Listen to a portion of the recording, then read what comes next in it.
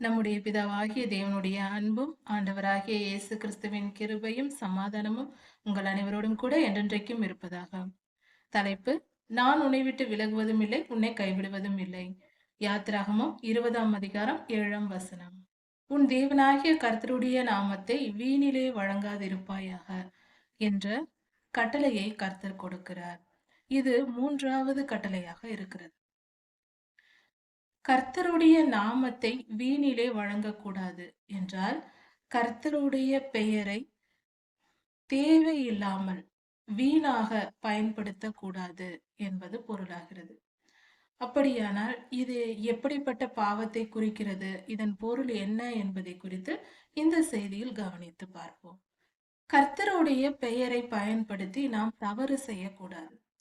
இப்பொழுது நாம் கர்த்தருடைய பிள்ளைகள் என்பதை சொல்லிக்கொண்டு பிறர் நமக்கு அதன் மூலமாக கர்த்தருடைய பெயரை பயன்படுத்தி நாங்கள் கிறிஸ்தவர்கள் என்று சொல்லிக்கொண்டு பணம் சம்பாதிப்பதற்காகவோ பாவம் செய்வதற்காகவோ ஏதாவது ஒரு விதத்தில் லாபத்தை பெறுவதற்காக தேவையில்லாமல் கர்த்தருடைய நாமத்தை அநியாயமாக பயன்படுத்தக்கூடாது. நியாயமாக நீதியின்படி பயன்படுத்தலாம், தவறில்லை. இப்பொழுது ஒரு சபை போதகர் இருக்கிறார் என்று வைத்துக்கொள்வோம். அவர் கர்த்தருடைய பிள்ளை, உண்மையான ஊழியக்காரர். அவர் சபை நடத்துகிறார். அவர் ஒரு போதகர் என்பதினால் ஒருவர் காணிக்கை கொடுக்கிறார்கள் என்றால் அது நீதியின்படி கொடுப்பது. அது நல்லது, அது தவறில்லை. அது கர்த்தருடைய நாமத்தை வீணாக பயன்படுத்துவதாக சொல்ல முடியாது. அதனால் அது பாவமில்லை, பரிசுத்தம்தான்.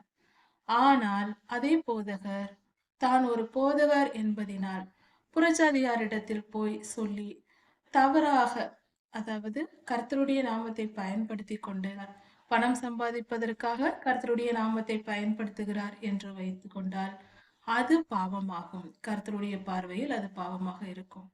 நம்மளுடைய சுயநலத்திற்காக கர்த்தருடைய பெயரை பயன்படுத்தக்கூடாது. நாம் தெளிவாக இருக்க வேண்டும் இந்த காரியத்தில். கர்த்தருடைய நாமத்தை எங்கெங்கு பயன்படுத்த வேண்டும் என்பதை தெரிந்து கொள்ளலாம். கர்த்தருடைய நாமத்தை அவரை துதிப்பதற்கும் அவரை ஆராதிக்கிறதற்கும் நாம் பயன்படுத்தலாம். அது நீதியான செயல், தவறில்லை. ஆண்டவராக இயேசு கிறிஸ்துவே நீர் வாழ்க என்று நாம் அவரை வாழ்த்தி அவரை தொழுது கொள்வோம், புகழுவோம், பாடுவோம். இதெல்லாம் நியாயமான காரியங்கள். அது மட்டுமல்லாமல் கர்த்தருடைய நாமத்தை உயர்த்துவோம், பாடல்களில் உயர்த்துவோம். சாட்சியுள்ள வாழ்க்கை, நாம் கிறிஸ்தவர்களாக இருந்து நீதியின் மார்க்கத்தில் நடக்கும்போது கர்த்தருடைய நாமம் மகிமைப்படும். இதெல்லாம் பரிசுத்தம். இதெல்லாம் நாம் செய்ய வேண்டியவை. நாம் வேலை ஸ்தலங்களில் இருக்கலாம், நாம் தங்கி இருக்கும் இடங்களில் இருக்கலாம். எங்கும் நாம் நீதியின் பாதையில் நடக்கும் போது பார்க்கிறவர்கள் கர்த்தருடைய பிள்ளை, இவர் ஒரு இயேசு கிறிஸ்துவின் பிள்ளை, ஆண்டவராகிய இயேசு கிறிஸ்துவை ஏற்றுக்கொண்டவர்கள், அவர்கள் நீதியாய் நடப்பார்கள், அவர்கள் நீதிமான்களாய் இருப்பார்கள் என்று சாட்சி சொல்லும்படியாக ஒரு வாழ்க்கை நாம் வாழ்ந்தால் அது கர்த்தருடைய நாமத்தை உயர்த்துவது, மகிமைக்கு ஏற்படுத்துவது, கர்த்தரை புகழ்வதற்கு சமம். அது ஆசீர்வாதமாக நமக்கு அமையும். ஆனால் இதற்கு மாறாக நாம் கர்த்தருடைய பிள்ளை என்று சொல்லிக்கொண்டு பாவ வழியில் நடந்தால், நான் கர்த்தருடைய பிள்ளை என்று சொல்லிக்கொண்டு ஆனால் அதே நேரத்தில் பாவத்தை செய்து கொண்டிருந்தால் கர்த்தருடைய நாமம் தூஷிக்கப்படும். அதனால் அப்படி செய்யக்கூடாது. கர்த்தருடைய நாமத்தை வீணிலே பயன்படுத்தக்கூடாது. கர்த்தருடைய நாமத்தை சொல்லிக்கொண்டு வீணாக பணம் சம்பாதிப்பதற்காக, பேர் புகழ் அடைவதற்காக அவருடைய நாமத்தை பயன்படுத்தி நான் பெரிய ஊழியக்காரன் என்று சொல்லிக்கொண்டு தன் சுயநலத்திற்காக, தன் சுய இச்சைகளை தீர்த்து கொள்வதற்காக, பண ஆசை, பேர் புகழ் போன்ற பல காரியங்கள், எத்தனையோ உலக இச்சைகள் இருக்கிறது. இவைகளை எல்லாம் நினைத்து கொண்டு அதை பெறுவதற்கு கர்த்தருடைய நாமத்தை பயன்படுத்தக்கூடாது. அது கர்த்தருக்கு பிரியமில்லாத காரியமா இருக்கிறது, கர்த்தருக்கு அருவருப்பானது. அது மட்டுமல்ல, இப்படிப்பட்ட பாவத்தை செய்கிறவர்களை கர்த்தர் தண்டிக்காமல் விடமாட்டார் என்று வேதம் சொல்லுகிறது. கர்த்தர் தண்டிக்காமல் விடமாட்டார். கண்டிப்பாக தண்டனை உண்டு. அது கர்த்தருடைய பெயருக்கு களங்கம் விளைவிக்கிறோம். அவர் பெயரை பயன்படுத்தி தவறு செய்தால் அவருடைய பெயருக்கு அது களங்கமாகிறது. அவரே அதை தவறு செய்தார், உம்முடைய பிள்ளைகள் இப்படி செய்து விட்டார்களே என்று கர்த்தரை அறியாதவர்கள் தூஷிப்பார்கள். அதற்கு இடம் கொடுக்க கூடாது. பொல்லாத சாத்தான் தூஷிப்பான். உம்முடைய பிள்ளைகள் எப்படி இருக்கிறார்கள் பாருங்கள் என்று சொல்லுவான். இப்படி கர்த்தருடைய நாமம் தூஷிக்கப்படுவதற்கு நாம் காரணமாய் இருந்து விடக்கூடாது.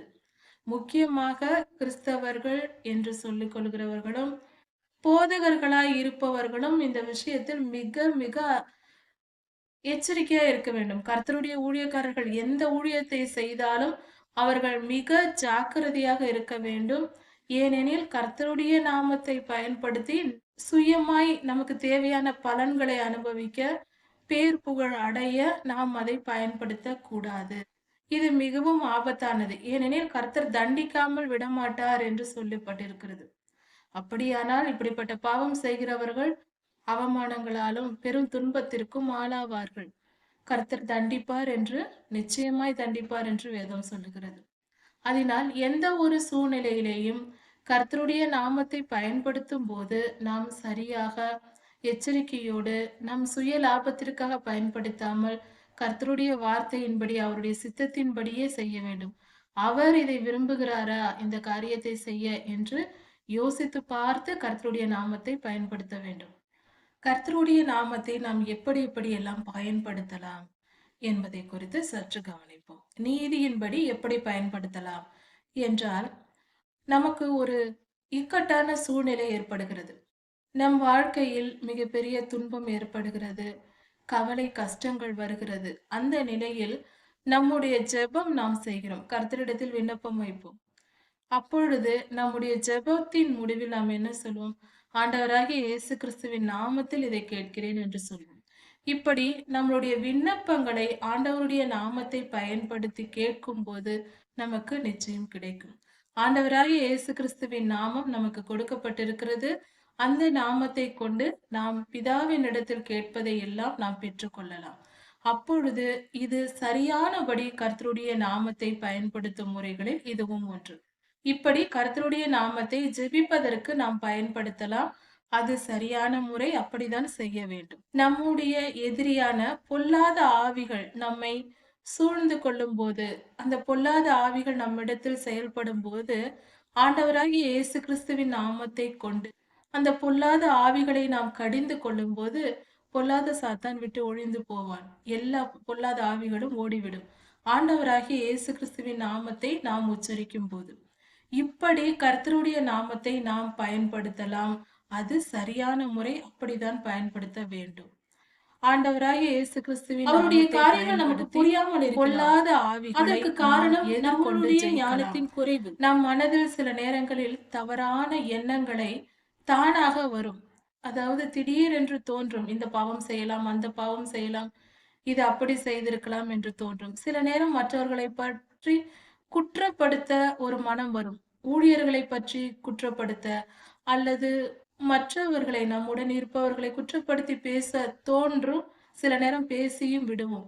இப்படிப்பட்ட மனநிலை வந்ததானால் அது பொல்லாத ஆவிகளால் ஏற்படுவதே. அவைகள் வந்து காதில் ஓதிக்கொண்டே இருக்கும். காதுகளில் பேசும் இப்படிப்பட்ட பொல்லாத ஆவிகள்.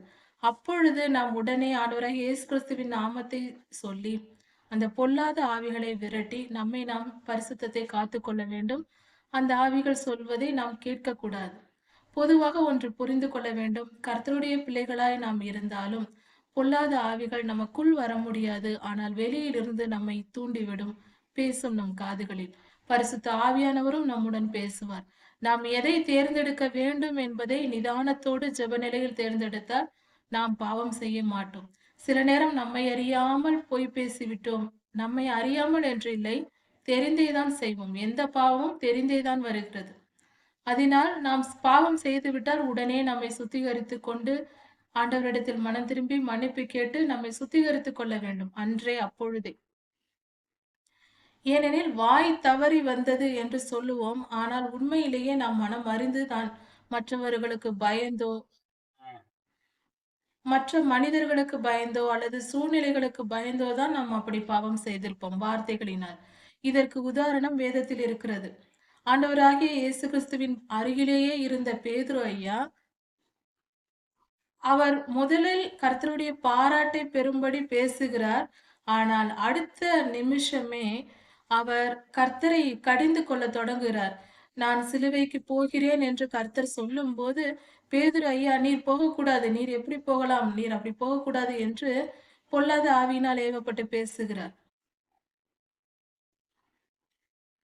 நீர் எப்படி அப்படி போகலாம்? நீர் போகக்கூடாது என்று கர்த்தர் சிலுவைக்கு போகப் போகிறேன் என்று சொல்லும்போது, பொல்லாத சாத்தானால் ஏவப்பட்டு பேதுரு ஐயா பேசுகிறார். முதலில் பரிசுத்த ஆவியானவர் அவருக்கு வெளிப்படுத்துகிறார். உடனே ஒரு நிமிடத்தில் இது நடக்கிறது. இதிலிருந்து என்ன தெரிகிறது என்றால், பெரிய ஊழியக்காரர்களாய் இருந்தாலும், எப்படிப்பட்ட நம் ஆவிக்குரிய நிலையில் இருந்தாலும், எப்பொழுதும் ஜெப நிலையிலும் நிதானத்துடன் இல்லாவிட்டால் பொல்லாத ஆவிகள் எல்லோரிடமும் பேசும். நம்மை பாவம் செய்ய தூண்டும். இப்படிப்பட்ட சூழ்நிலைகளுக்கு ஆண்டவராகிய இயேசு கிறிஸ்துவின் நாமமே நமக்கு பலத்த துருகம்.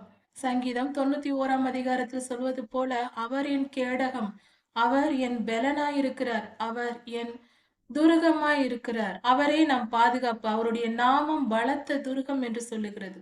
அவருடைய நாமம் நமக்கு அரண், பாதுகாப்பு. ஆண்டவராகிய இயேசு கிறிஸ்துவின் நாமத்தை நம்மை பாதுகாத்துக் கொள்ள, ஆவிக்குரிய யுத்தங்களை செய்வதற்கும், பொல்லாத ஆவிகளிடமிருந்து அதன் வஞ்சகத்திலிருந்து தப்புவிப்பதற்கும் ஆண்டவராகிய இயேசு கிறிஸ்துவின் நாமத்தை நாம் பயன்படுத்தலாம். அப்படிதான் பயன்படுத்த வேண்டும். இது நமக்கு நியாயமான முறையில் கர்த்தருக்கு பிரியமான கர்த்தருடைய சித்தத்தின்படி கர்த்தருடைய நாமத்தை பயன்படுத்துவது. சில நேரம் பொல்லாத சாத்தான் சில மனிதர்களுக்குள் புகுந்து கொண்டு அந்த கெனசரேத்தூர் சம்பவத்தில் அந்த ஆவி பிடித்த மனிதனை கர்த்தர் அவனை விட்டு புறப்பட்டு போ என்று ஆவிகளுக்கு கட்டளையிட்டார். அது புறப்பட்டு போய்விட்டது. அந்த மனிதன் விடுதலை அடைந்தான் என்று வாசிக்கிறோம். அதே போல இப்பொழுது நமது ஆண்டவராகிய இயேசு கிறிஸ்துவின் வாரிசுகளாய் நாம் இருப்பதினால், அவருடைய நாமம் நமக்கு கொடுக்கப்பட்டிருப்பதினால், அவருடைய நாமத்தை பயன்படுத்தி நாம் கட்டளையிடும்போது, எப்படிப்பட்ட பேய், பிசாசு பிடித்தவர்களும் விடுதலை ஆவார்கள். பிறர் மனிதர்களை பொல்லாத ஆவிகள் உள்ளே நுழைந்து அவர்களை அலைக்கழிக்கிறது என்றால், நாம் அந்த பொல்லாத ஆவிகளை விரட்டுவதற்கு ஆண்டவராகிய இயேசு கிறிஸ்துவின் நாமத்தை பயன்படுத்தலாம். அப்படி நாம் கர்த்தருடைய நாமத்தை பயன்படுத்தி அந்த மனிதர்களை விடுதலையாக்கலாம். இது கர்த்தருக்கு பிரியமான காரியம். இதை நாம் செய்யலாம். சில வியாதியஸ்தர்கள் இருப்பார்கள். பொல்லாத ஆவிகளினாலும், சரீர பலவீனங்களினாலும் பாதிக்கப்பட்டு நோயோடும் வியாதியோடும் இருப்பவர்களை பார்த்தால், ஆண்டவராகிய இயேசு கிறிஸ்துவின் நாமத்தை பயன்படுத்தி வியாதியுற்றவர்களை விடுதலையாக்கலாம். இது சரியான முறை. ஆனால் இப்படிப்பட்ட ஒரு ஊழியத்தை செய்து அதிலிருந்து பணம் சம்பாதிக்க நினைக்க கூடாது. புகழ் தேட நினைக்க கூடாது. கர்த்தருடைய சித்தத்தின்படி குணமாக்கிவிட்டு குணமாக்கி நாம் இலவசமாக வந்து விட வேண்டும். பொல்லாத ஆவிகளை விரட்டுவதற்கோ ஆண்டவருடைய நாமத்தை பயன்படுத்தி விட்டு நாம் அதன் மூலம் பணம் சம்பாதிக்கவோ பேர் புகழ் சம்பாதிக்கவோ நினைக்க கூடாது. நம் இருதயத்தை ஆண்டவர் ஆராய்ந்து அறிவார். ஆனால் நீதியின்படி நாம் கர்த்தருடைய ஊழியத்தை செய்துவிட்டு பணத்திற்காகவோ புகழுக்காகவோ நாம் விரும்பாமல் வந்துவிட்டால், நாம் அதை விரும்பாவிட்டால் அது கொடுக்கலாம். அவர்களால் காணிக்கை கொடுக்கலாம் அல்லது அவர்களே புகழ்ந்து பேசலாம். ஆனால் அதை நாம் மனதில் ஏற்றுக்கொள்ளக் கூடாது. காணிக்கை கொடுத்தால் பெற்றுக்கொள்ளலாம். ஆனால் அது காணிக்கையே நமக்கு நோக்கமாக இருக்கக்கூடாது. நம் இருதயம் பரிசுத்தமாய் இருக்க வேண்டும். மற்றவர்கள் கர்த்தருடைய இந்த கட்டளையை மீறுவதை காட்டிலும் கர்த்தருடைய ஊழியக்காரர்கள் மீறக்கூடிய சந்தர்ப்ப சூழ்நிலைகள் அதிகமாய் இருக்கிறது. அதனால் இந்த கட்டளையை நாம் அறிந்து தெரிந்து புரிந்து கொண்டு நம் வாழ்க்கையை கர்த்தருடைய ஊழியத்தை செய்வது நலமாயிருக்கும். கர்த்தருடைய நாமத்தை பயன்படுத்தி குணமாக்கலாம், பிசாசுகளை விரட்டலாம், விடுதலையாக்கலாம், நற்காரியங்களை செய்யலாம், தீர்க்க தரிசனம் உரைக்கலாம், அற்புதங்கள் செய்யலாம், அடையாளங்கள் செய்யலாம், பலவிதமான அற்புதங்கள் செய்யலாம். இயற்கையின் மேல் அதிகாரத்தை ஆண்டவராகிய இயேசு கிறிஸ்துவின் நாமத்தின் பயன்படுத்தி ஆண்டவராகிய இயேசு கிறிஸ்துவின் நாமத்தை பயன்படுத்தி அற்புதங்கள், அடையாளங்கள் எல்லாவற்றையும் செய்யலாம் கர்த்தருடைய வாக்கின்படி. நம்முடைய புகழுக்காகவோ பணத்திற்காகவோ நாம் சுயநலத்திற்காக சுய மேன்மைக்காக இப்படிப்பட்ட காரியங்களை செய்யாமல் கர்த்தருடைய நாம மகிமைக்காகவே நாம் செய்தால் இந்த கட்டளையை மீறுகிற பாவத்திலிருந்து நாம் தப்பிக்கலாம். கட்டளையை மீறாமல் பரிசுத்த வாழ்வு வாழலாம். கர்த்தருக்கு பிரியமானவர்களாகவும் இருக்கலாம். கர்த்தருடைய அன்பையும் பெற்றுக்கொள்ளலாம். யாத்திராகமம் 20ஆம் அதிகாரம். 7 முதல் 11 வசனங்கள். கர்த்தர் 4ஆம் கட்டளையாக ஓய்வு நாளை பரிசுத்தமாய் ஆசரிக்க நினைப்பாயாக என்ற கட்டளையை கொடுத்திருக்கிறார். ஓய்வு நாளை பரிசுத்தமாய் ஆசரிப்பது என்பது நாம் கவனிக்க வேண்டிய ஒரு காரியம். 6 நாளும் நீ வேலை செய்து உன் கிரியைகளை எல்லாம் நடப்பிப்பாயாக. 7ஆம் நாளை கர்த்தருடைய பரிசுத்தமான நாளாக ஓய்வு நாளாய் ஆசரிப்பாயாக என்று கர்த்தர் சொல்லியிருக்கிறார். இதை சரியாக நாம் புரிந்து கொள்ள வேண்டும் என்றால் ஆதியாகமம் 2ஆம் அதிகாரம் 2ஆம் வசனத்தை சற்று 2ஆம் வசனம் 3ஆம் வசனத்தை ஆதியாகமம் 2ஆம் அதிகாரம் 2, 3 வசனங்களை சற்று ஆராய்ந்து பார்ப்போம். இங்கு தேவன் செய்த கிரியை, நம்முடைய பிதாவாகிய தேவன் என்ன செய்தார் என்று சொல்லப்பட்டிருக்கிறது. அதாவது நம்முடைய பிதாவாகிய தேவன் 6 நாளைகளில் தம்முடைய கிரியைகளை நிறைவேற்றி 7ஆம் நாளில் ஓய்ந்திருந்தார் என்று இந்த 2 வசனங்களிலும் சொல்லப்பட்டிருக்கிறது. 6 நாளைகளிலே 6 நாட்களில் வானத்தையும் பூமியையும் படைத்து 7ஆம் நாளில் ஓய்ந்திருந்தார். அதனால் அந்த நாளை பரிசுத்தமாக்கினார் என்று சொல்லப்பட்டிருக்கிறது. உலகெங்கும் மாதங்களின் கணக்கு 29, 28, 30 என்று மாறி மாறி வருகிறது. பலவிதமான ஜனங்கள் பல தேசத்தில் பலவிதமான மாத கணக்குகள் எல்லாம் மாறுகிறது. ஆனால் ஒரு வாரத்திற்கு 7 நாட்கள் என்பது பொதுவாக எல்லா நாடுகளிலும் ஒரே மாதிரியாக தான் இருக்கிறது. இது ஒரு இன்னொரு ஆதாரமாக நாம் எல்லோரும் ஆதாமின் வம்சத்தார்களே, நம்முடைய ஆதி பிதாவாகிய ஆதாமின் வம்சத்தாரே, நோவாவின் ஜனங்களே என்பதை இந்த காரியமும் ஒரு சாட்சியாக நின்று போதிக்கிறது. வாரத்திற்கு 7 நாட்கள். இதில் வாரத்தில் 7ஆம் நாள் என்பதே ஓய்வு நாள். இது உலகெங்கும் சொல்லப்படுகிற உண்மையான ஒரு பழைய காலத்து பழக்கங்களை பின்பற்றுகிறவர்கள் எல்லோரும் 7ஆம் நாளையே ஓய்வு நாளாக வைத்திருக்கின்றனர்.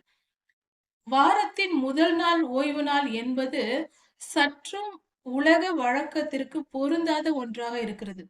நாம் முதலில் வேலை செய்ய வேண்டும். ஓய்வு என்பது என்ன? நாம் அதிகமாய் உழைத்து நம் வலியோடு இருக்கும்போது ஓய்ந்திருப்பது. அந்த வலிகளை போக்கிக் கொள்வதற்காக நம்மளுடைய மனதிற்கும் நம்மளுடைய சரீரத்திற்கும் ஓய்வு வேண்டும். அப்பொழுது அது புதுபலன் அடைவதற்கு, ஒரு புத்துணர்ச்சி பெறுவதற்காக சொல்லப்படுகிற ஒரு காரியம். முதல் நாள் வாரத்தின் முதல் நாளே உட்கார்ந்து புத்துணர்ச்சி பெற்றுக் கொண்டிருந்தால் வேலை எப்பொழுது செய்வது? வாரத்தின் முதலில் இருந்து 6 நாட்களிலும் லாஜிக் இல்லை என்று சொல்லலாம்.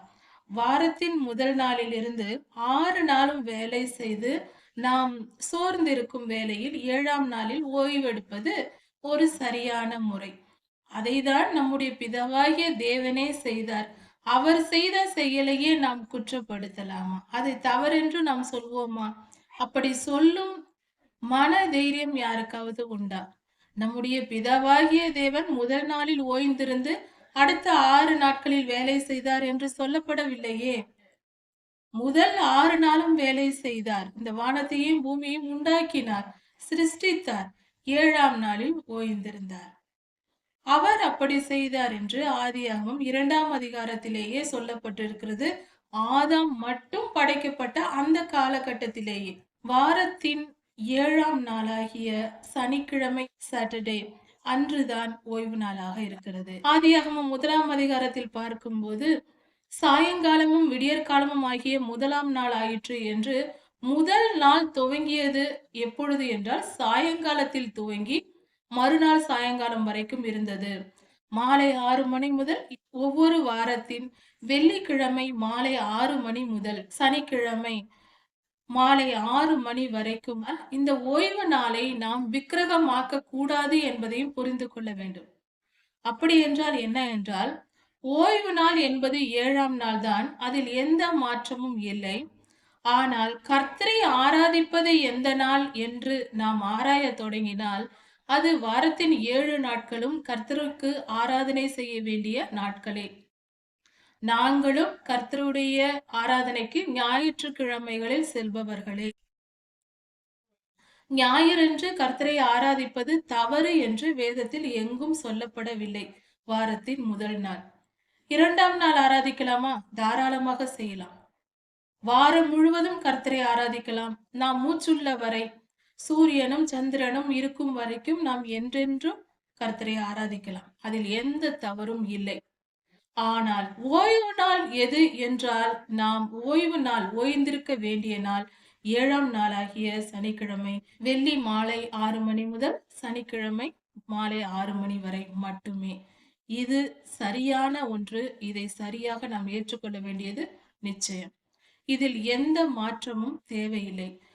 ஆராதனைக்கு என்று வேணாலும் செல்லலாம். இன்னொன்று, நமது ஆண்டவராகிய இயேசு கிறிஸ்துவின் சிலுவை மரணத்திற்கு பின்பு நாம் எல்லோரும் கர்த்தருடைய இளைப்பாறுதலுக்குள் வந்துவிட்டோம். கர்த்தருடைய கிருபையினால், அவருடைய இரத்தத்தினால் கழுவப்பட்டிருப்பதினால் கண்டிப்பாக எல்லா நாட்களும் நாம் ஓய்வு நாளாய் அனுசரிக்க வேண்டிய நாட்களே. அப்படி என்றால் உலக வாழ்க்கை வாழாமல், அதாவது நம்முடைய வேலை என்று உலகத்திற்காக வேலை செய்யாமல் கர்த்தருக்கு ஊழியம் செய்கிறவர்கள் 7 நாளும் கர்த்தரை தானே நினைத்துக் கொண்டிருக்கிறார்கள். கர்த்தருக்கு ஊழியம் செய்கிறார்கள். கர்த்தருடைய ஊழியக்காரர்களாக எல்லோரும் மாற வேண்டும். அப்படியானால் எல்லோரும் 7 நாளும் கர்த்தருக்கு ஊழியம் செய்யும் போது எல்லா நாட்களும் கர்த்தருக்குரிய ஓய்வு நாளாய் நாம் அனுசரிக்கிறோம் என்று பொருளாகிறது. 7 நாளும் கர்த்தருக்கு ஊழியம் செய்து கர்த்தருடைய சமூகத்தில் காத்திருந்து தினமும் ஜெபித்து தினமும் வேதம் வாசித்து கர்த்தருக்கு ஆராதனை செய்ய வேண்டிய காலகட்டத்தில் இருக்கிறோம். கர்த்தருடைய வருகை சமீபமாயிற்று. உலகமெங்கும் சுவிசேஷம் அறிவிக்கப்பட வேண்டும். இல்லை என்றால் ஆத்துமாக்கள் நரகத்திற்கு போகும். அதற்குரிய கணக்கை நாம் தான் கொடுக்க வேண்டும். நான் உனக்கு கொடுத்த வேலையை, நியமித்த வேலையை செய்தாயா என்று கர்த்தர் கேட்பார். அவருடைய ராஜ்யத்திற்குள் நாம் போகும்போது நாம் கர்த்தருக்கு பிரியமானவர்களாய், அவர் சித்தம் செய்தவர்களாய் நாம் அவரிடத்தில் போய் சேர வேண்டும். அப்படியானால் நாம் எல்லா நாளும் நம் வாழ்க்கையை கர்த்தருக்கு ஊழியம் செய்ய அர்ப்பணிக்க வேண்டும். எல்லோரும் ஊழியம் செய்ய வேண்டும். ஒருவர் கூட விடக்கூடாது. கர்த்தரை அறிந்த அனைவரும் கர்த்தரை ஏற்றுக்கொண்டோம். வேதம் வாசிக்க வேண்டும், ஜெபிக்க வேண்டும், வேதத்தின் ஆழங்களை தெரிந்து கொள்ள வேண்டும். கர்த்தர் எல்லோருக்கும் ஊழியத்தை வைத்திருக்கிறார். ஆதி திருச்சபையிலேயே நம்மளுடைய 12 அவருடைய காரியங்கள் நமக்கு புரியாமல் இருக்கலாம். எல்லாரும் காரணம் செய்ய துவங்கின ஞானத்தின் குறைவு இடையில் நிறுத்தப்பட்டது. அது தொடர்ந்து முழு வீச்சில் நடந்திருந்தால் 100-200 வருடங்களில் கூட கர்த்தர் வந்திருப்பார்.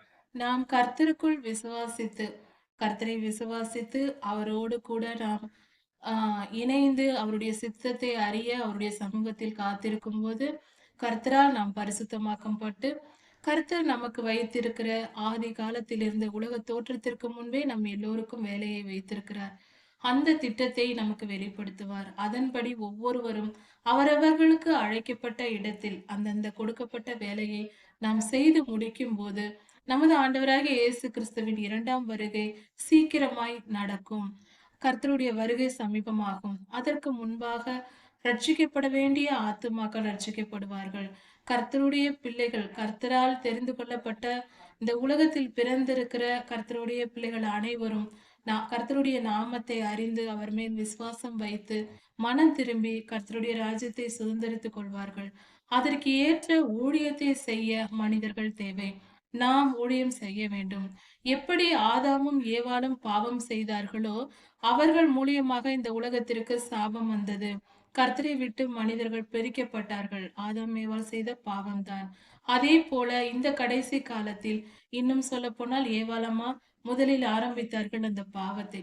அதே போல இந்த காலத்திலும் பெண்களும் கண்டிப்பாக பெண்களே அதிகமாய் ஊழியம் செய்ய வேண்டும் என்று சொல்லலாம். ஏனெனில் பெண்கள் மூலியமாக தான் இந்த உலகத்திற்கு சாபம் வந்தது. அதனால் அதிக பொறுப்பு பெண்களுக்கே உண்டு. அப்படி இருக்க அதிகமானவர் கர்த்தருடைய பிள்ளைகள் எல்லோரும் எழும்பி, ஆண் பெண் எல்லோரும் எழும்பி கர்த்தருக்கு ஊழியம் செய்து கர்த்தருடைய ராஜ்யத்தை உலகம் எங்கும் அறிவிக்கப்பட வேண்டும். அது ஒரு தேவ நீதி நியமிக்கப்பட்டிருக்கிறது. அந்த நீதி நிறைவேறினால்தான் ஜனங்கள் ரட்சிக்கப்படுவார்கள். ரட்சிக்கப்படாத ஒரு சிலர் இருப்பார்கள். இருந்தாலும் அவர்களுக்கும் தேவ நீதி அறிவிக்கப்பட வேண்டும். கர்த்தருடைய தேவ ராஜ்யத்தின் சுவிசேஷம் அறிவிக்கப்பட வேண்டியது ஒரு நீதியா இருக்கிறது.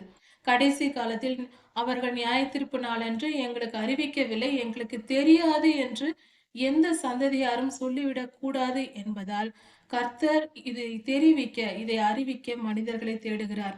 இன்னும் சொல்லப்போனால், அதிகமான ஜனங்கள் கர்த்தருடைய வார்த்தைக்கு காத்திருக்கிறார்கள். இந்த காலகட்டத்தில், உலகத்தில் உண்மையான சத்தியத்தை தேடி, நாடி காத்திருக்கிறார்கள். அவர்கள் இருதயம் தாகமாய் இருக்கிறது. கர்த்தருடைய வசனத்தையும், அவருடைய நீதியையும், அவருடைய சத்தியத்தையும் அறிந்து கொள்ள ஆவலாய் இருக்கிறார்கள். ஆனால் இப்பொழுதோ அப்படிப்பட்ட உண்மையாய் ஊழியம் செய்கிற ஊழியக்காரர்கள் பற்றாக்குறை இருக்கிறது. இருப்பவர்கள் எல்லோரும் நல்லபடியாக செய்கிறார்கள் என்று சொல்ல முடியவில்லை. முழுமையாக அவர்கள் செயல்படுகிறார்களா? எல்லா போதகர்களும் திருச்சபையில் சரியாக முழு வீச்சுடன் உபதேசிக்கிறார்களா என்றால், உற்சாகமாய் செய்கிறார்களா என்று சொல்ல முடியவில்லை. இதனால் அதிகமான ஆத்துமாக்கள் தவித்துக் கொண்டிருக்கிறார்கள். உண்மையான சத்தியத்தை தேடி தாகமாய் இருக்கிறார்கள். பசி தாகத்தோடு இருக்கிறார்கள். இப்படிப்பட்ட நிலையில் பரிசுத்தமான ஊழியர்கள், சுயநலம் இல்லாத, பேர் புகழுக்கு பேர் புகழை விரும்பாத, பணத்தாசை இல்லாத, சுய மேன்மையை, தன் பெயரை பெருமைப்படுத்த விரும்பாத, நல்ல உண்மையும் உத்தமமான கர்த்தருக்கு பிரியமான ஊழியக்காரர்கள் எழும்ப வேண்டிய காலமாய் இருக்கிறது. அதனால் அதிகமான மக்கள் எல்லோரும் கர்த்தரை அறிந்த எல்லோரும் ஊழியர்கள் ஆக வேண்டும். எல்லோரும் உலகமெங்கும் போக வேண்டும். அப்பொழுது கர்த்தருடைய நாமம் அறிவிக்கப்படும். அவருடைய நீதி நியாயங்கள் போதிக்கப்படும். தேவ ராஜ்யம் அவர்களுக்கு அறிவிக்கப்படும் போது ரட்சிப்புக்கு ஏதுவானவர்கள் ரட்சிக்கப்படுவார்கள். பரிசுத்தமாக்கப்பட வேண்டிய ரட்சிக்கப்பட்ட ஜனங்கள் இருப்பார்கள். அவர்கள் இன்னும் பரிசுத்தமாவார்கள். ரட்சிக்கப்படாமல் தேவ நீதியின் நிமித்தம் நரகாக்கினைக்கு போகிறவர்களாக இருந்தாலும் அவர்களுக்கும் தேவ ராஜ்யத்தின் சுவிசேஷம் அறிவிக்கப்பட்டிருக்க வேண்டும். ஏனெனில் நியாயத்தீர்ப்பு நாளில் அவர்களுடைய இரத்தப்படி கர்த்தருடைய பிள்ளைகளான நம்மேல் வராதபடிக்கு இப்படி ஒரு நீதி நிறைவேறுதல் இருக்கிறது. அதனால் அவர்கள் நரகாக்கினைக்கு போகிறவர்களாக இருந்தாலும் அவர்களுக்கும் தேவராஜ்யத்தின் சுவிசேஷம் சொல்லப்பட வேண்டியிருக்கிறது. இப்படி பல காரியங்கள் இருப்பதினால் நம்முடைய வாழ்க்கையில் எல்லா நாளும் ஓய்வு நாளாய் அனுசரிக்க வேண்டிய, கர்த்தருக்காக ஊழியம் செய்ய வேண்டிய ஒரு காலகட்டத்தில் இருக்கிறோம். அதனால் இந்த நாள் அந்த நாள் என்று ஓய்வு நாளை குறித்து வாக்குவாதம் செய்து கொண்டு இராமல், 7ஆம் நாள் தான் ஓய்வு நாள், அதில் எந்த சந்தேகமும் இல்லை. மனதார அதை ஏற்றுக்கொள்வோம். ஆனால் ஆராதிப்பது 7ஆம் நாள் மட்டுமே ஆராதிக்க வேண்டும் என்று சொல்வார்களே, ஆனால் அதை ஏற்றுக்கொள்ள வேண்டாம். நமது ஆண்டவராகிய இயேசு கிறிஸ்து அவர் ஒரு தூதர், தேவன் அல்ல என்று சொன்னார். அப்படிப்பட்டவர்கள் முகத்தில் முழிக்காமல் விட்டு எழுந்து வந்து விடவும்.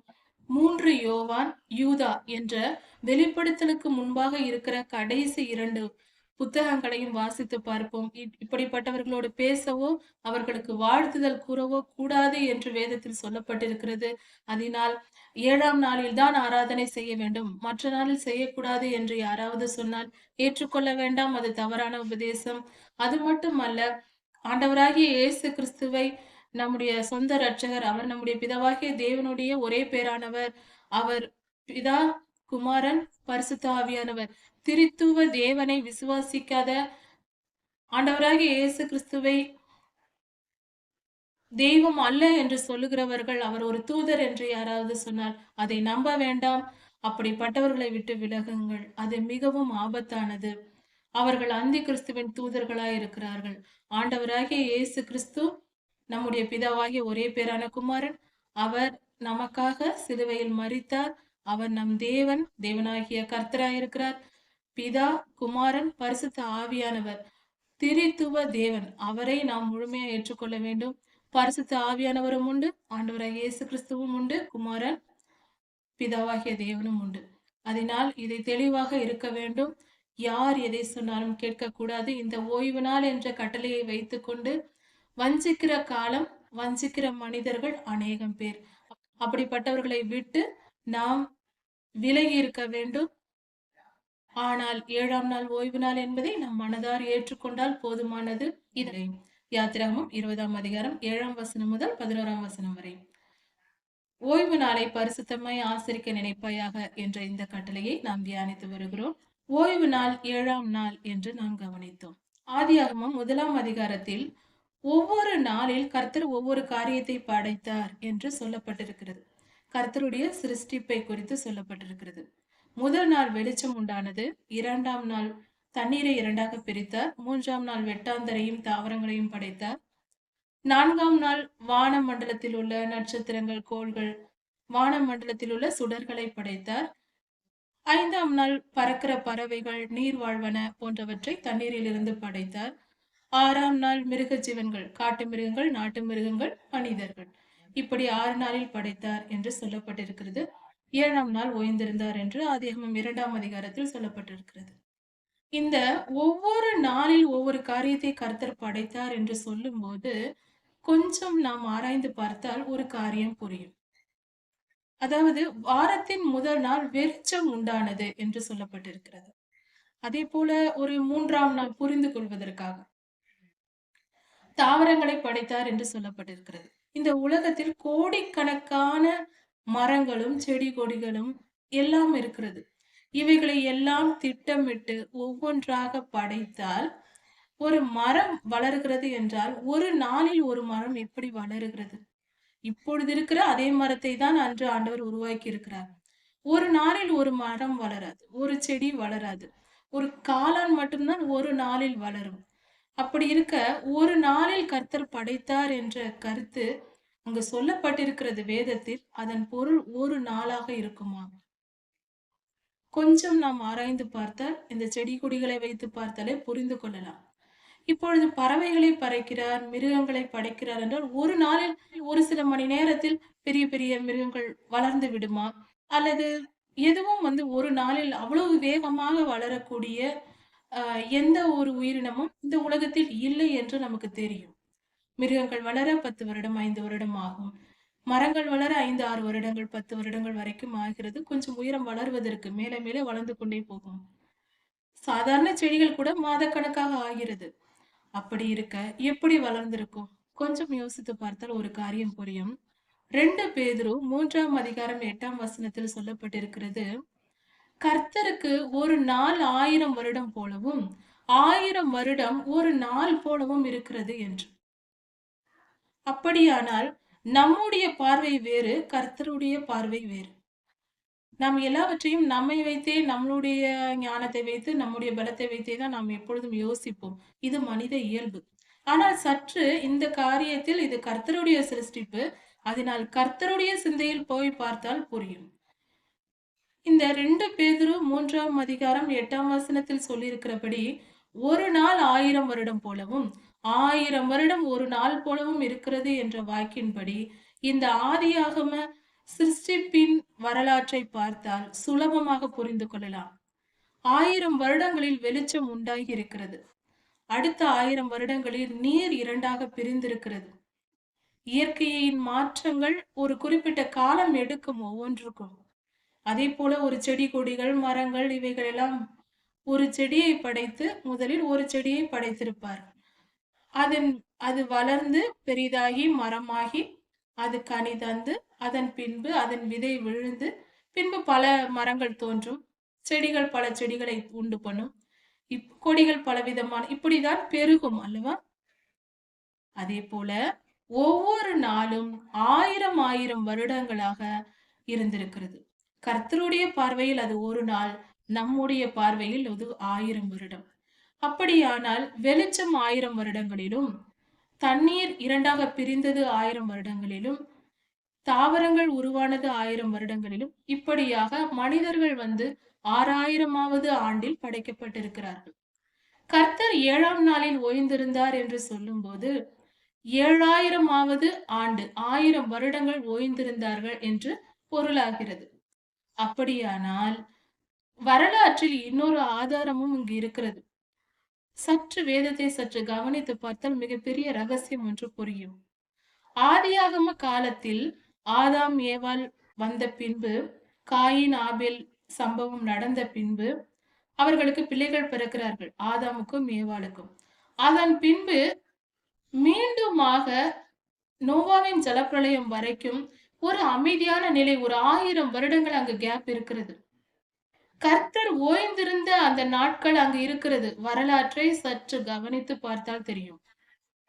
நோவாவின் காலம், நோவாவின் ஜலப்பிரளயம் உண்டானது 1656ஆம் வருடம். நோவா ஐயாவிடம் கர்த்தர் பேசியது 1556ஆம் வருடத்தில். ஆதாம் படைக்கப்பட்டதிலிருந்து. அப்படி பார்க்கும்போது ஒரு 1000 வருடங்கள் அங்க இடையில் கர்த்தர் எதையும் செய்தார் என்று வேதத்தில் சொல்லப்படவில்லை. அந்த நாட்களே கர்த்தருடைய ஓய்வு நாளா இருக்கிறது. இப்பொழுது உலக வரலாற்றை நாம் எடுத்து பார்க்கும்போது இஸ்ரவேலர்கள் ஒரு கணக்கு வைத்திருக்கிறார்கள். ஆதாம் முதல் இன்று வரை சுமார் 5952 வருடங்கள் போல முடிந்து விட்டது. அதாவது 6000வது ஆண்டு வருவதற்கு சுமார் 47 ஆண்டுகளே இருக்கிறது. இப்படிப்பட்ட ஒரு கால பகுதியை இஸ்ரவேலர்கள் கணக்கிட்டு வைத்திருக்கிறார்கள். இந்த வரலாற்றின்படி பார்க்கும்போது கர்த்தர் தம்முடைய கிரியைகளை நடப்பித்த, அதாவது முதல் 1000 வருடங்கள் ஓய்ந்திருந்தார் அல்லவா? அதன் பின்பு நம்ம பார்க்கும்போது மனிதன் துவங்கியதிலிருந்து ஆதாம் முதல் கடைசி வரைக்கும் பார்க்கும்போது இந்த 6000 வருடம் மனிதனுக்கு கொடுக்கப்பட்டிருக்கிறது பாவம் செய்ததினால். ஆதாம் ஏவாள் பாவம் செய்ததினால் மனம் திரும்புவதற்கு 6000 வருடம். இந்த 6000 வருடமும் சாத்தானின் பிடியில் மனித இனம் இருக்கிறது. அவன் ஆண்டு கொண்டு இருக்கிறான் இன்று வரை. அன்று சாபம் விட்டது, அவன் 6000 வருடமாக அவன் கிரியைகளை இந்த பூமியில் நடப்பித்துக் கொண்டிருக்கிறான். இது நம் எல்லோரும் ஒத்துக்கொள்ளக்கூடிய காரியம். இல்லாவிட்டால் இந்த உலகத்தில் இவ்வளவு தீங்கும் பாவமும் எங்கே இருந்து வரும்? அவனுடைய கிரியைகளை. இப்படி இருக்க இந்த 6000 வருடம் முடியும் போது பொல்லாதவனுக்கு கொடுக்கப்பட்ட அந்த நாட்கள், அந்த 6000 வருடம் முடியும் போது நமது ஆண்டவராகிய இயேசு கிறிஸ்துவின் வருகை இருக்கும். அது மிக சமீபமாய் இருக்கிறது. அப்படி கர்த்தர் வரும்போது அதில் இருந்து கடைசியாக 1000 வருட அரசாட்சி நடக்கும் என்று வேதாகமத்தில் எசேக்கியேல் தீர்க்கதரிசன புஸ்தகத்திலும் வெளிப்படுத்தலிலும் 1000 வருட அரசாட்சி ஆண்டவராகிய இயேசு கிறிஸ்துவின் 2ஆம் வருகைக்கு பின் நடக்கும் என்று சொல்லப்பட்டிருக்கிறது. இந்த 1000 வருடமும் நமது ஆண்டவராகிய இயேசு கிறிஸ்துவும் அவரோடு கூட பரிசுத்தவான்களும் வந்து இந்த பூமியை நல்லாட்சி செய்வார்கள். இப்படியாக 1000 வருட அரசாட்சி அவருடைய காரியங்கள் நமக்கு புரியாமல் இருக்கலாம். நமது ஆண்டவராகிய காரணம் நம்முடைய ஞானத்தின் குறைவு. அந்த நாட்கள் இந்த உலகத்திற்கு ஓய்வு நாளாக அந்த 1000 வருடமும் ஒரு நாள் போல கர்த்தருக்கு ஓய்வு நாளாக இருக்கும். அந்த நாளில் கர்த்தரை நாம் ஆராதிப்போம், கர்த்தருடைய சன்னதியில் இருப்போம், கர்த்தருக்கு ஊழியம் செய்வோம். ரட்சிக்கப்படாத ஜனங்கள் அப்பொழுதும் இருப்பார்கள். பொல்லாத ஆவிகள் பூமியில் இருக்காது. ஆண்டவரை ஏற்றுக்கொள்ளாதவர்கள், கர்த்தருக்குள் இன்னும் பரிசுத்தமாகாத ஜனங்கள் இருப்பார்கள். அவர்களுக்கு ஊழியம் செய்கிற பரிசுத்தவான்களும் இருப்பார்கள். இப்படியாக உலகம் எங்கும் கர்த்தருடைய நீதி நிலைநாட்டப்படும், நீதி போதிக்கப்படும், கட்டளைகள் போதிக்கப்படும், வேதாகமம் போதிக்கப்படும். கர்த்தருடைய ஆளுகை, பரிசுத்தமான ஆளுகை இந்த பூமியில் இருக்கும். அந்த காலத்தில் 7ஆம் நாள் ஓய்வு நாள் இப்பொழுது இல்லை என்று சொல்ல வேண்டாம். இனி வரும் காலமும் 7ஆம் நாள் தான் ஓய்வு நாள். ஆனால் ஓய்வு நாளை விக்கிரகமாக்க வேண்டாம். கர்த்தரை ஆராதிப்பது எல்லா நாளும் ஆராதிப்போம். இது நம்முடைய வாழ்க்கை கர்த்தருக்கு சாட்சியாக, நம்முடைய செயல்கள், நம்முடைய பேச்சு, நம்முடைய ஊழியம் எல்லாம் உண்மையுள்ளதாகவும் கர்த்தருக்கு பிரியமானதாகவும் இருந்தால் அதுதான் பரிசுத்தமான ஓய்வு நாள். அந்த பரிசுத்த ஓய்வு நாளை நாம் அனுசரிக்கிறோம் என்ற பொருள். நம் இருதய சுத்திகரிப்பே முக்கியம். இதிலும் பாருங்கள், இந்த கட்டளையிலும் கர்த்தர் கொடுத்திருக்கிறார், ஓய்வு நாளை பரிசுத்தமாய் ஆசரிக்க நினைப்பாயாக. உன் நினைவுகளில் அது இருக்கட்டும், நீ நினைத்து கொண்டிரு என்று சொல்லியிருக்கிறார். நம் நினைவுகளில் அவைகள் இருக்க வேண்டும். இந்த கட்டளையை சரியாக பார்க்க வேண்டும். இன்னொரு காரியம், இந்த ஓய்வு நாளை அவர்கள் ஆசரிக்கும் போது இஸ்ரவேலருக்கு கர்த்தர் சொன்ன வார்த்தை, நீ மட்டும் ஓய்ந்திரு என்று சொல்லவில்லை. நீயானாலும், உன் குமாரனானாலும், உன் குமாரத்தியானாலும், உன் வேலைக்காரனானாலும், உன் வேலைக்காரியானாலும், உன்னிடத்தில் தங்குகிற அந்நியனானாலும் ஓய்ந்திருக்க வேண்டும் என்று கர்த்தர் சொல்லுகிறார். ஒரு மனிதனுடைய ஒரு குடும்பத்தில் இருக்கிற வேலைக்காரர்கள், பிள்ளைகள், அந்நியர்கள், விருந்தாளிகள் வந்திருந்தால் அவர்கள் எல்லோருமே ஓய்ந்திருக்க வேண்டும். இதில் ஒரு காரியம் விடப்பட்டிருக்கிறது, அதை சற்று கவனிக்கவும். பெண்கள் அங்கு குறிப்பிடப்படவில்லை. பெண்கள் தினமும் வீட்டில் வேலை செய்வார்கள், அது தவறல்ல. ஆனாலும் அந்த நேரத்தை குறைத்து கொண்டு கர்த்தருடைய சமூகத்தில் பெண்கள் காத்திருக்க வேண்டும். கர்த்தருக்கு முதலிடத்தை கொடுக்க வேண்டும். முடிந்தவரை மற்ற வேலைகளை குறைத்து கொண்டு அந்த ஓய்வு நாளை கர்த்தருடைய சமூகத்தில் பெண்களும் காத்திருக்க வேண்டும். நாமும் நிச்சயமாக நித்திய ஜீவனுக்குள் போக வேண்டியவர்களே. எந்த கட்டளையானாலும் எந்தவித கீழ்ப்படிதலா இருந்தாலும் நாம் மனதால் ஏற்றுக்கொண்டால் அதை நம்மால் செய்ய முடியும். நாம் முதலில் மனதால் ஏற்றுக்கொள்ள விருப்பம் இல்லாதவர்களா இருந்தால், நமக்கு ஏற்றுக்கொள்ள விருப்பம் இல்லை என்றால் அது கடினமாக தோன்றும், தவறாக தோன்றும். அதன் மேல் ஏதாவது பழி போட நினைப்போம் சொல்பவர்கள் மீது. இந்த மனப்பாங்கு வேண்டாம். மனதை திறந்து வைத்து எது சரி என்று நடுநிலையில் நின்று ஆராய்ந்தால், ஒரு பக்கமாக நிற்காமல் நடுநிலையில் நின்று வாழ்ந்தால், பாரம்பரியமாக இத்தனை வருடங்களாக நான் பழகிவிட்டேன், இப்படிதான் எனக்கு போதிக்கப்பட்டிருக்கிறது, அதனால் இதுதான் சரி என்று வீண் பிடிவாதம் எதற்கு? சரி எது தப்பெது என்று நாம் ஆராய்ந்து பார்க்கலாமே. ஒரு முறையை ஒருவர் கற்றுக் கொடுத்தார்கள் சிறு வயதில் என்றால் அதை நாம் அப்படியே ஏற்றுக்கொள்வது சிறு வயதில் சரியாக இருக்கலாம், நம்பி ஏற்றுக்கொள்கிறோம். ஆனால் வேத புத்தகம் நம்முடைய கைகளில் இருக்கிறது. கர்த்தர் நம்முடைய இருதயத்தில் இருக்கிறார். அவர் நமக்கு வெளிப்படுத்துவார். வேதாகமத்தை எடுத்து வாசிப்போம். இந்த வசனங்களை ஆராய்ந்து பார்ப்போம். கர்த்தருடைய சிந்தையை அறிந்து அவர் மனம் கோணாமல் கர்த்தருடைய இருதயத்தை அறிந்து கொண்டு அவரை நாம் பின்பற்ற வேண்டும். அப்பொழுதுதான் கர்த்தருக்கு பிரியமானவர்களாக நாம் சரியான பாதையில் போக முடியும். பழகிவிட்டோம் என்பதற்காக தவறாயிருந்தாலும் அதையே பின்பற்றி கொண்டிருக்க கூடாது. எது சரி எது தவறு என்று நாம் கவனிக்க வேண்டும். முக்கியமாக வேதத்தை தொடர்ந்து படிக்க வேண்டும். ஆதியாகமம் முதல் வெளிப்படுத்தல் வரை தொடர்ச்சியாக தினமும் வாசித்துக் கொண்டே வர வேண்டும். ஒரு வருடத்தில் ஒரு முறையாவது வேதாகமத்தை முழுமையாய் படிக்க வேண்டும். ஒவ்வொரு வருடமும் நாம் அப்படி படிக்கும் போது ஒவ்வொரு விதமான சுத்திகரிப்பு நிகழ்கிறது. ஆதியாகமம் முதல் வெளிப்படுத்தல் வரை அதில் ஏதோ ஒரு சில புரியாத ஒரு சில காரியங்கள் இருக்கிறது.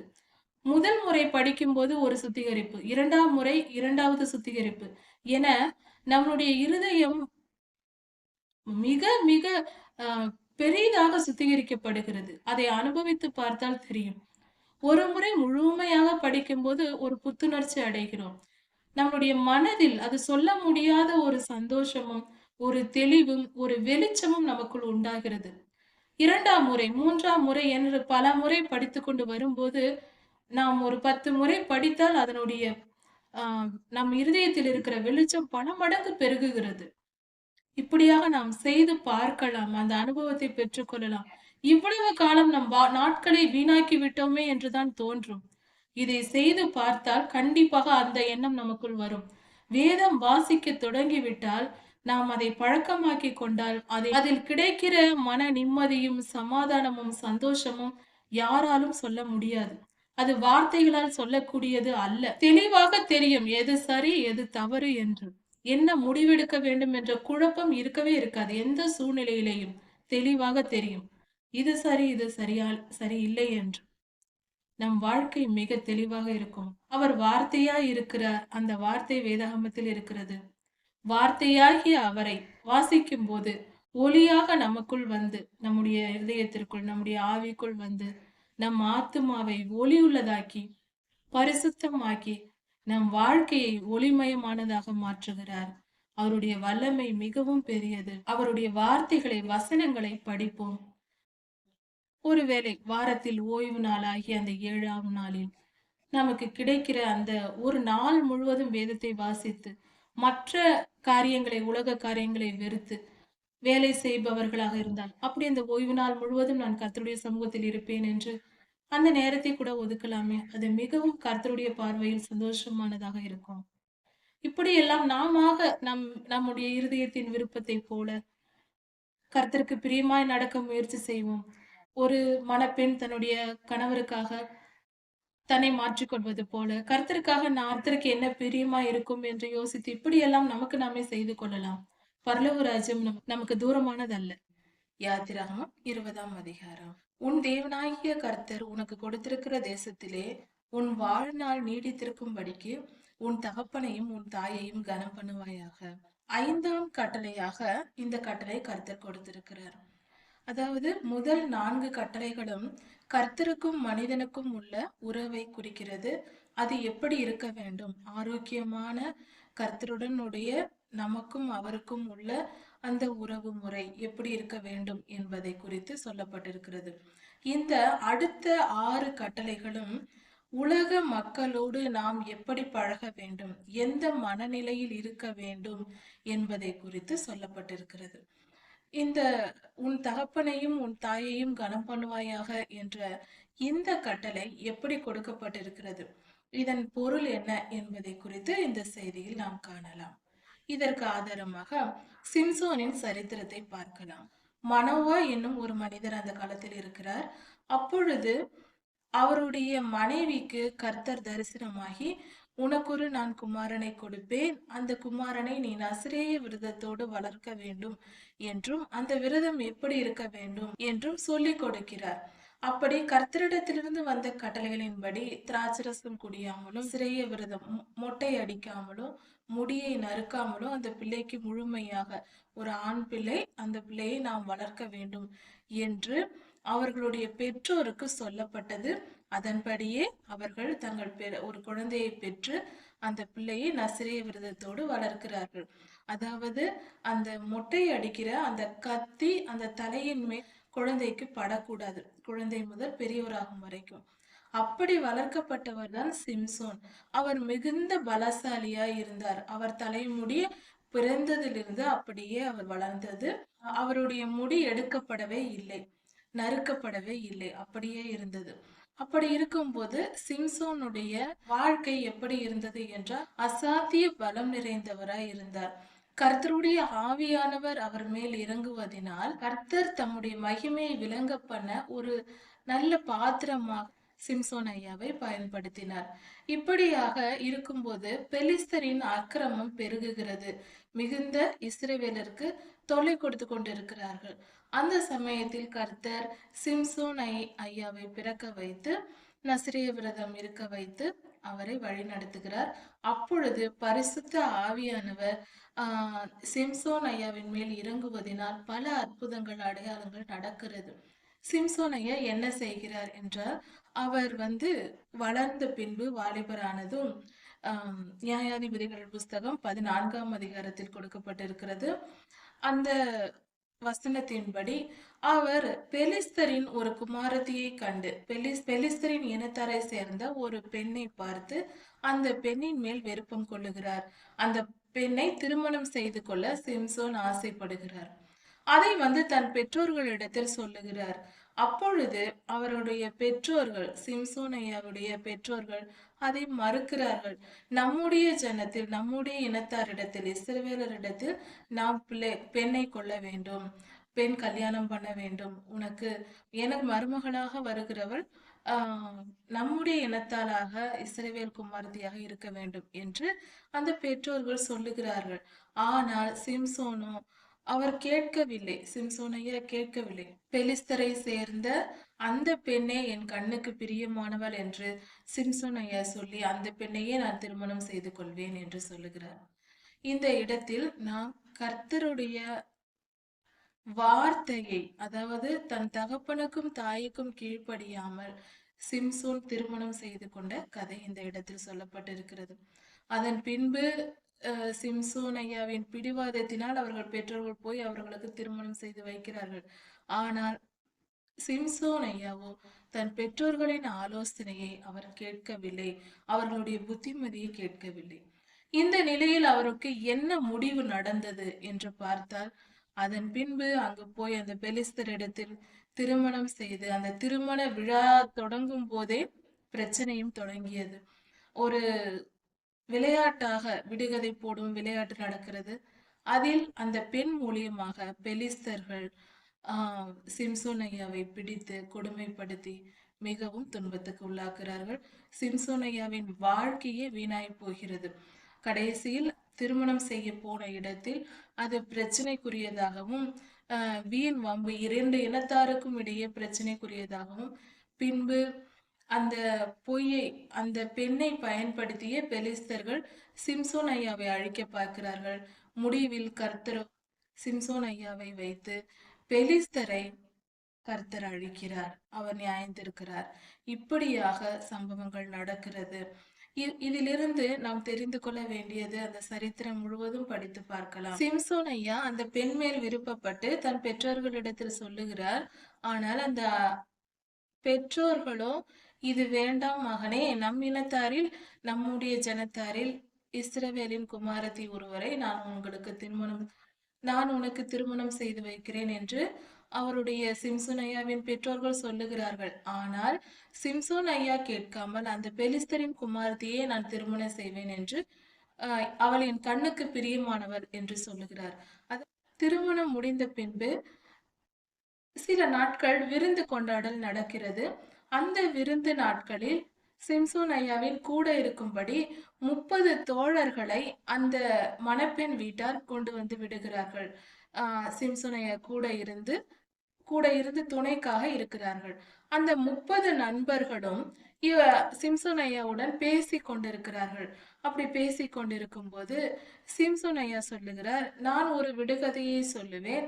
அந்த விடுகதைக்கு நீங்கள் 7 நாளைக்குள் பதில் கொடுத்தால் நான் உங்களுக்கு 30 மாற்று வஸ்திரங்களை உங்களுக்கு கொடுப்பேன் என்று சொல்லுகிறார். அந்த காலத்தில் துணி என்பது ட்ரெஸ் மிகவும் உயர்ந்த ஒரு அதிக விலையுள்ள ஒரு பொருளாய் இருந்தது. இப்பொழுது போல சுலபமாக மலிவான விலையில் கிடைப்பதல்ல. அந்த காலத்தில் மிக உயர்ந்த விலை கொடுத்துதான் துணிமணிகளை வாங்கினார்கள். அதனால் ஒவ்வொருவரும் 2 துணிகள் வைத்திருப்பவர்கள், 2 ட்ரெஸ் வைத்திருப்பவர்கள் பணக்காரர்கள் என்றே சொல்லப்பட்டார்கள். அப்படிப்பட்ட ஒரு நிலை. நல்ல ட்ரெஸ் என்றால் அவர்கள் பொதுவாக 2 ட்ரெஸ் 3 ட்ரெஸ் வைத்திருப்பவர்கள் மிகப்பெரிய பணக்காரர்களாக கருதப்பட்டார்கள். அந்த அளவுக்கு அவர்களுடைய உடை அந்த காலத்தில் இருந்தது. இப்பொழுது போல விலை மலிவான உடைகள் எல்லாம் அப்பொழுது கிடையாது. இந்த நிலையில்தான் நீங்கள் 30 பேர் இருக்கிறீர்கள், நான் உங்களுக்கு 30 மாற்று வஸ்திரங்களை தருகிறேன். மாற்று வஸ்திரம் என்றால் அடுத்த எக்ஸ்ட்ரா போடுகிற ஒரு ட்ரெஸ்ஸாக இருக்கிறது. இப்படி என்று சொல்லுகிறார்கள்.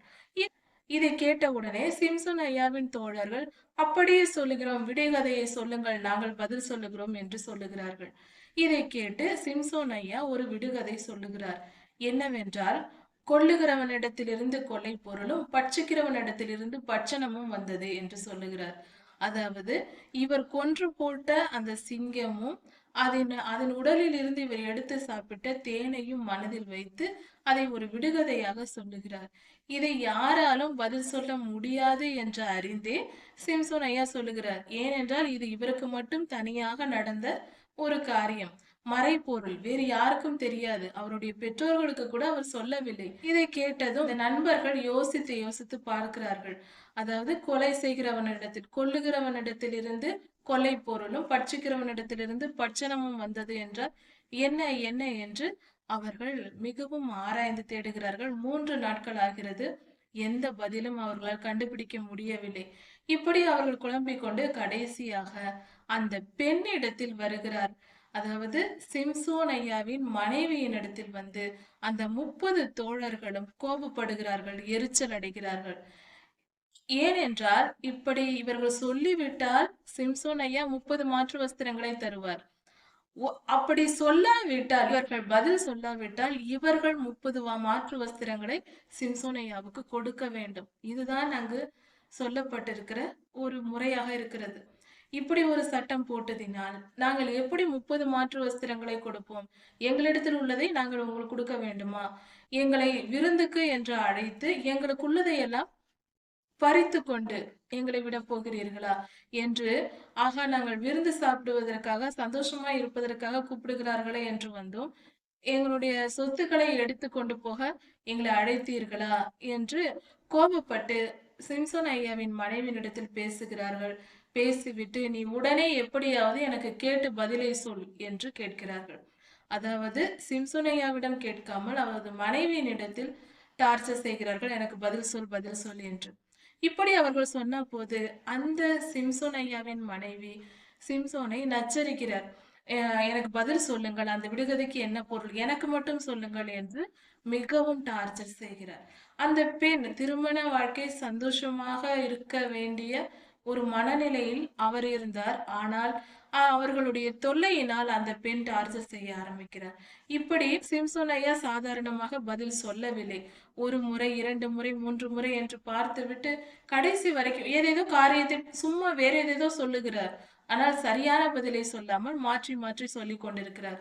கடைசியாக 7ஆம் நாளில் சிம்சோன் ஐயாவின் மனைவி மிகவும் தொல்லைப்படுத்தி அழுது ஆர்ப்பாட்டம் செய்து, நீர் என்னிடத்தில் உண்மையா இல்லை, நீர் உண்மையாக என்னை நேசிக்கவில்லை, அப்படி இருந்தால் இந்த இந்த விடுகதையை எனக்கு பதில் சொல்லியிருப்பீரே என்று கேட்கவும், கடைசியாக மனம் நொந்தவராய் சிம்சோன் ஐயா அந்த பதிலை தன் மனைவியினிடத்தில் சொல்லிவிடுகிறார். இதை கேட்டு அந்த பெண் உடனே போய் அந்த சிம்சோன் ஐயாவின் தோழர்களிடத்தில் சொல்ல, அந்த தோழர்கள் எல்லாரும் வந்து சிம்சோன் ஐயாவின் இடத்தில் பதிலை சொல்லிவிடுகிறார்கள். பட்சிக்கிறவனிடத்திலிருந்து பட்சணமும், கொள்ளையடிக்கிறவனிடத்திலிருந்து கொள்ளையும் வந்தது. அது சிங்கமும் தேன் கூடும் என்று சொல்லிவிடுகிறார்கள். இப்படி சொன்னதும் சிம்சோன் ஐயாவுக்கு கோபம் வந்தது.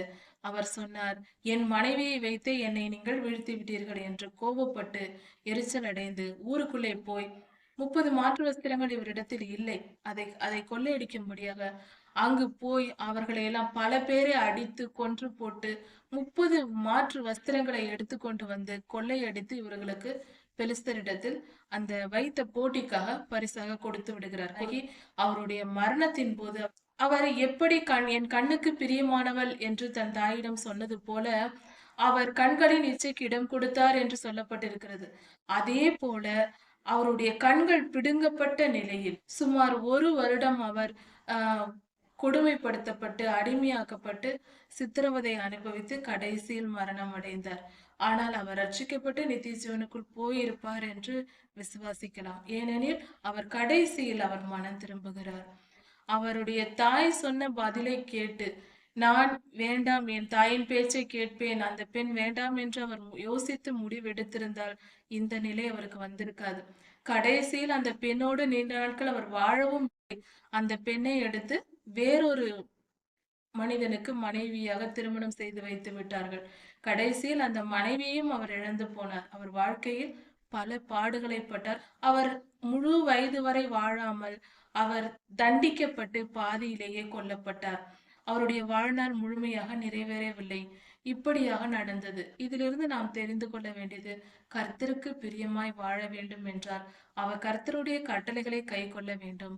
அப்படி கட்டளைகளை கை கொண்டு வாழ்வதென்றால் அதில் ஒரு கட்டளை தான், உன் தாயையும் தகப்பனையும் கனம் பண்ணுவாயாக என்று. கனம் பண்ணுவாயாக என்றால் மரியாதை கொடுக்க வேண்டும். மனதில் பெற்றோர்களை குறித்த மரியாதை வேண்டும். லேவியராகமம் 9ஆம் அதிகாரத்தில் சொல்லப்பட்டிருக்கிறது, உன் தகப்பனுக்கும் உன் தாய்க்கும் பயப்படுவாயாக என்று சொல்லியிருக்கிறது.